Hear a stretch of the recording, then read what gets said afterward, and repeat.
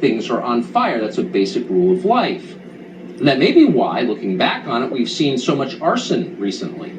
If you wanted to keep the public from thinking clearly about what you plan to do to their country, you might riot, and no one would notice that you're lying. And they definitely have been lying. Every story we've been told for the past 3 months has been, at its core, a lie. All of them, from the first day. George Floyd was executed by racist cops on the street. That's what they told us. That's what everyone believed. Yet when the autopsy became public, it showed that George Floyd had lethal levels of fentanyl in his system, among other drugs. Floyd said he couldn't breathe long before police landed on him, as he was in fact sitting untouched in the back of a patrol car. But the mob wasn't interested in hearing those details. They torched Minneapolis.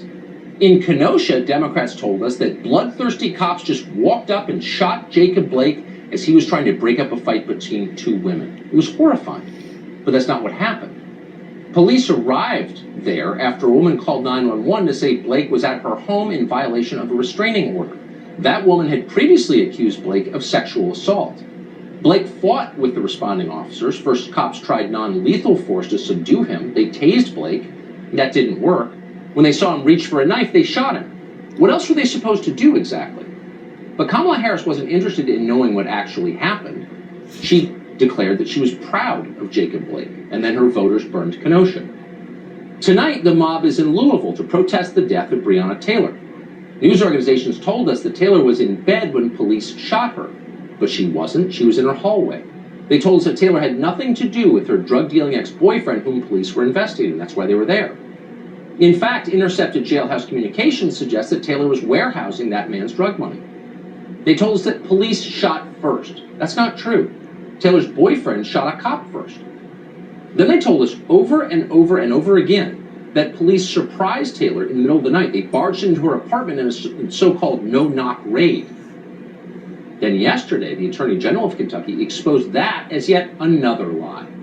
The police did, in fact, knock on Breonna Taylor's door. They identified themselves as police. There's a witness to it. But it didn't matter. They kept lying to us. Kamala Harris issued a statement attacking no-knock raids.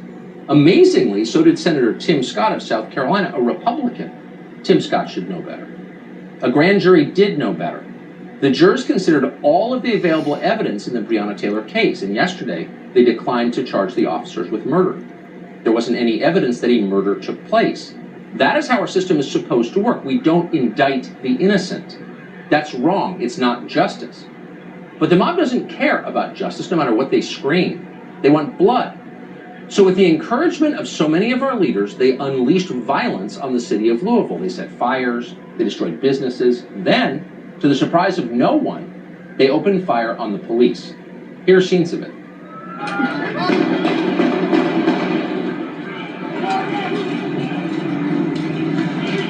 Shots fired, shots fired. Good? Good. You all good? We're good.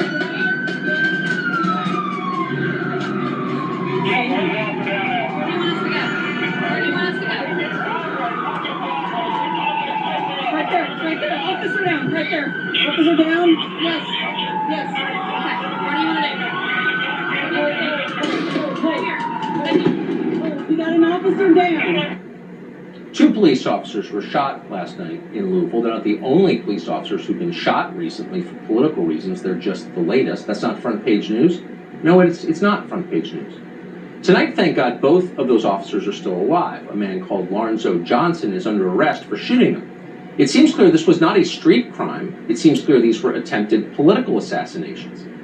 Lorenzo Johnson's social media posts don't look very different from Kamala Harris's Twitter feed, pro-BLM, outraged by the racist killing of Breonna Taylor.